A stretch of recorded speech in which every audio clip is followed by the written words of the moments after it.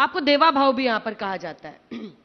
अभी देवा भाव ये कैसे चला रहे हैं आप महाराष्ट्र? हम लोग समझ रहे हैं क्योंकि बीएमसी चुनाव में हम लोग खुद घनचक्कर रह गए हैं कि कौन से इलाके में आप शिवसेना के साथ लड़ रहे हैं, कहां पर एनसीपी के साथ लड़ रहे हैं, कहां पर एनसीपी आपके खिलाफ लड़ रही है, मतलब अजित पवार जी वाली गुट। ये क्या चल रहा है? ये क्या आप लोग कर क्या रहे हैं? मतलब कोई विचारधारा, कोई दोस्ती, कुछ आंखों का पानी कुछ बचा है, या मतलब जहां पे जिसको जो मन में आ रहा है अपना रिलेशनशिप बनाओ, अपना जीत देखो? हमने ये चुनाव से पहले ही घोषित किया था कि ये कार्यकर्ताओं का चुनाव है। जो लोकल बॉडी का चुनाव होता है वो कार्यकर्ताओं का चुनाव होता है।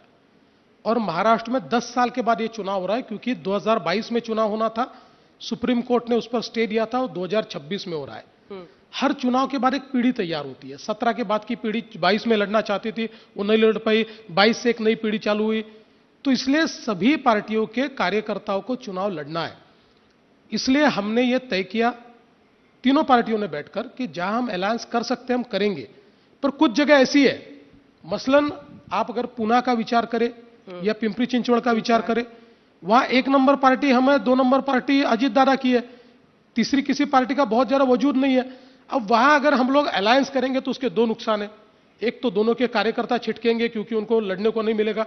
दूसरा, जो हमारे नाराज लोग हैं उन नाराज लोगों को हमारे खिलाफ जो बची हुई पार्टी है, उद्धव जी की पार्टी या पवार जी की पार्टी या कांग्रेस पार्टी खड़ा करेगी। इसलिए हमने स्ट्रेटेजिकली तय किया कि ऐसी जगह पर हमको अलायंस नहीं करना चाहिए, और हमने पहले ही घोषणा की। इसलिए जैसे शिवसेना है, शिवसेना के साथ हम 27 में से करीब 17-18 जगह हमारा अलायंस है। एनसीपी के साथ करीब 5-7 जगह हमारा अलायंस है। हमारा तीनों का अलायंस 5-6 जगह है। और कुछ जगह ऐसी है जहां हम और शिवसेना है, कुछ जगह ऐसी है जहां हम और एनसीपी है, कुछ जगह ऐसी भी है जहां एनसीपी और शिवसेना है, और 2-3 जगह ऐसी है जहां हम सारे अलग भी लड़ रहे हैं। तो ये स्ट्रैटेजिक है, ये कार्यकर्ता का चुनाव है। लेकिन इस पूरे चुनाव में मैंने पहले दिन से तय किया था कि मैं मेरे दोस्तों के खिलाफ नहीं बोलूंगा। ये फ्रेंडली फाइट है। मैं नगर पालिका के चुनाव में भी नहीं बोला और इस चुनाव में भी नहीं बोलूंगा। पर ये नई पीढ़ी जो आप जमा रहे थे, उनको आपने ये नहीं बताया कि कांग्रेस से हाथ नहीं मिलाना है? अंबरनाथ में जाकर कांग्रेस से हाथ मिलाया शिंदे जी को बाहर रखने के लिए, बताइए। देखिए, ये बिल्कुल गलत बात है। कांग्रेस से कोई हाथ मिलाया नहीं है। कांग्रेस के 12 कॉर्पोरेटर बीजेपी में आए, हमने उनको बीजेपी में लिया, उन्होंने कांग्रेस छोड़ी। अब अगर कोई कांग्रेस से बीजेपी में आना चाहता है तो हम क्यों रोके? देखिए, ये वैसे भी लोकल लेवल का डिसीजन था। जहां तक मेरा तो अपना मानना है कि हमने शिंदे जी के साथ ही जाना चाहिए था वहां पर। लेकिन कई बार ये छोटे शहर जो होते हैं, यहां भले ही ऊपर हमारा अलायंस हो, पर वहां पर 2 नेताओं में अनबन होती है। उस अनबन का एक परिणाम था। लेकिन हमने स्पष्ट शब्दों में कहा हम कांग्रेस के साथ नहीं जाएंगे। एक तो हमारे यहां आकोट छोटा सा शहर है, लेकिन वहां पर एमआईएम के साथ कुछ लोगों ने, मतलब वो भी अलायंस ऐसा हुआ कि हमारा और एनसीपी का अलायंस था अजीत दादा के, और अजीत दादा के एनसीपी ने एमआईएम को साथ में ले लिया। तो एक प्रकार से वो हमने तुरंत वहां पर ये कहा हमको नहीं चलेगा। हमने अलायंस तोड़ दिया, उनको बाहर निकाल दिया, और जो हमारा एमएलए है उस एमएलए को सस्पेंशन का नोटिस दे दिया। मैं वही पूछने वाली थी कि ओवैसी जी आजकल अच्छे लगने लगे। नहीं, सवाल नहीं उठता जी। चल क्या रहा है? देखिए, हमने हमारे एमएलए को सस्पेंशन का नोटिस दिया, नहीं चलेगा। देखो, नीचे के लेवल पर लोग गलती करते हैं कभी कभी, उनको समझ में नहीं आता है, लेकिन पार्टी में इसका 0 टॉलरेंस है। हमारे एमएलए को सस्पेंशन का नोटिस दिया हमने। ऐसा तो नहीं कि उनको लग रहा है कोल्ड वॉर चल रहा है शिंदे जी में और फडणवीस जी में, इसलिए इधर हाथ मिला लो? अंबरनाथ की बात कर रहे हैं। वहां शिंदे जी थे ही नहीं आकोट में। नहीं, अंबरनाथ में देखिए, सीधी सी बात है, अंबरनाथ में हम और वो सामने सामने लड़े, हम और शिंदे जी आमने सामने लड़े। हम चुनकर आए नगराध्यक्ष, निगम पार्षद उनके चुनकर आए, हमारे भी चुनकर आए। मेजोरिटी दोनों के पास नहीं थी। अब होना यह चाहिए था कि हमने उनको साथ में लेकर वहां पर मेजोरिटी तैयार करनी चाहिए थी। स्थानीय नेताओं के आपस में जो रंजिश है, उस रंजिश का यह परिणाम था कि उन्होंने उनके साथ नहीं किया। मैंने कल भी इस बात को अधोरेखित किया है कि भले ही कांग्रेस के 12 लोग हमारे साथ आए होंगे, फिर भी हमको अंबरनाथ में अलायंस ये शिंदे जी के साथ ही करना है। सब कुछ ठीक है आपके और शिंदे जी के? हाँ, बिल्कुल, बहुत अच्छा है। हा? बहुत अच्छा है, पक्का? एकदम।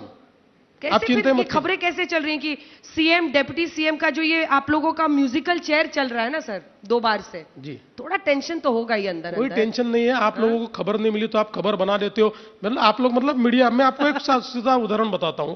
अभी परसों की बात है, जो 13-14 तारीख की हमारी कैबिनेट की आखिरी मीटिंग, चुनाव से पहले, आचार संहिता से पहले एक आखिरी मीटिंग हमारी थी।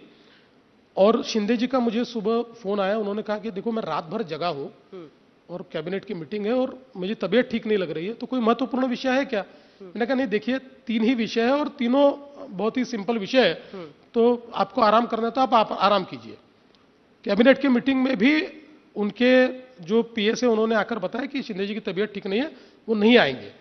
3 विषय थे, 15 मिनट में कैबिनेट की बैठक समाप्त हो गई और अचानक हमको मीडिया में देखने को मिला कि शिंदे जी ने बहिष्कार किया कैबिनेट का। आखिर उनको भी बताना पड़ा, हमको भी बताना पड़ा कि भाई ये कौन सा बहिष्कार सिर्फ है। एक कैबिनेट मीटिंग में वो नहीं आए। हाँ, सिर्फ एक सवाल प्रीएम्प्ट कर लिया था इन्होंने कि कैबिनेट वाला सवाल आने वाला है। हाँ, मुझे सब पता है। देखिए, मुझे गैप फिलिंग के लिए क्या क्या खबरें बनती है, अब इतने सालों में उतना तो मुझे मतलब कहीं पर ईगो का आज तक कोई टकराव नहीं हुआ आप दोनों का? नहीं, बिल्कुल कोई ईगो का टकराव। देखिए, कुछ विषयों पर एक प्रकार से हमारा अलग मत होता है, क्योंकि हम 2 पार्टी चला रहे हैं। तो कभी कभी ऐसा भी समय आता है कि उनको उनकी पार्टी का इंटरेस्ट होता है, मुझे अपनी पार्टी का इंटरेस्ट होता एग्जाम्पल, है। एक विषय। नहीं, ऐसा देखिए, मैं उदाहरण के तौर पर कहता हूं कि एक अभी आपको उदाहरण बताता हूं, हमने किस प्रकार से सॉल्व किया ये भी बताता हूं। अभी हम लोगों ने तय किया कि कल्याण डोंबिवली ये जो महानगर पालिका है, इस महानगर पालिका में अलायंस करना अब यह हमारे लिए बहुत मुश्किल था। इसलिए मुश्किल था कि पिछले बार 122 में से 100 हम ही लोग थे। तो अब चूंकि विधानसभा के चुनाव में बीजेपी एक बड़ी पार्टी के रूप में वहां पर उभरी और वहां पर अभी हमारी ताकत काफी हुई है, लेकिन एब्सोल्यूट नंबर में पिछले जो पार्षद थे उनके ज्यादा थे। तो हम लोग बैठे, शुरुआत में दोनों पार्टियों के स्थानिक नेताओं ने तय कर दिया कि अलायंस नहीं करेंगे। हमने कहा ये ठीक नहीं है, कल्याण डोंबिवली में हमारा अलायंस होना चाहिए। बीजेपी ने कम जगह ली, हमने कम जगह ली, उनको ज्यादा जगह दी, हमने अलायंस किया। ऐसे ही जलगांव में आप देखिए, पिछले बार वहां पर हमारी 57 सीटें आई थी, एब्सोल्यूट मेजॉरिटी हमारी आई थी। लेकिन इस बार चूंकि हमने तय किया कि अलायंस करना है, तो अलायंस करना है तो कुछ सीटें तो शिंदे जी को देनी पड़ेगी, तो उनको हमने 23 सीटें दी।